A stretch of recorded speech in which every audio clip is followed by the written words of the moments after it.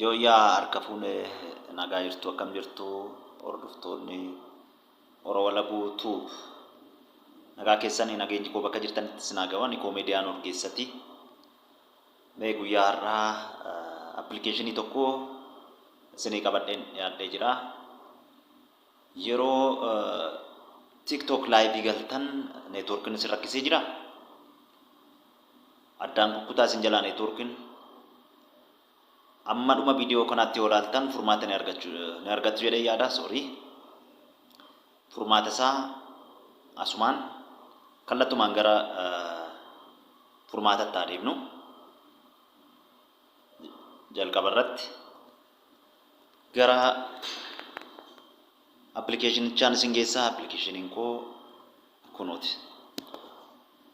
Play Store seenuudhaan appilikeeshinii kana ni buufattu. Appilikeeshiniin kun Speedify jedhama. Play Store keessaa galtanii achi buufachuu dandeessu. Neetworkiin xiqqoo waan dadhabaa ta'eef dafee banuu dhiisuu danda'a. Xiqqoo eeguu gaafata jechuu barbaadeen.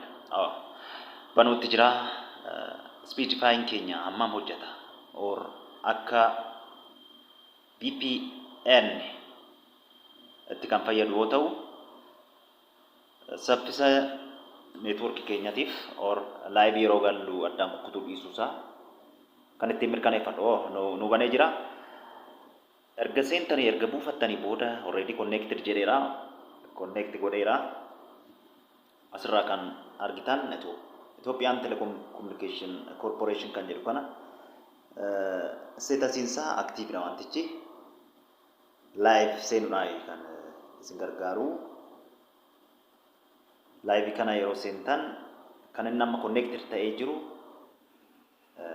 settingii keessaa sirreessuu dandeessu. Settingiin sun jalqaba bakka kana ni dhuftu.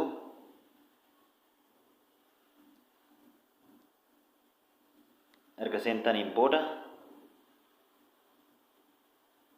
sarvarichi faastii ta'uudha kan inni ibsu.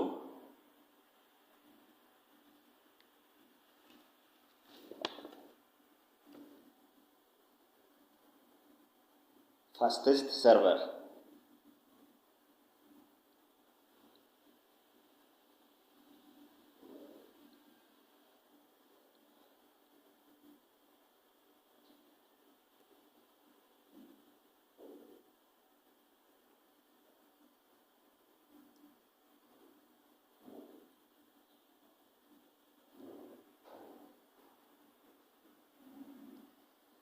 Chaanaalii keenyaaf YouTube keenya irratti argachuu dandeessu. Chaanaalii YouTube keenya koomediyaan Orgeessaa jedhee achirratti argattu. Chaanaalii keenyaaf haaraa warri taatan subscribe gochuun dagatinaa. Waan na hordoftaniif guddaa galatoomaa. Itti fayyadamaatii koomentii nuu barreessaan isiniin jedha. Waan na dhaggeeffataniif galatoomaa.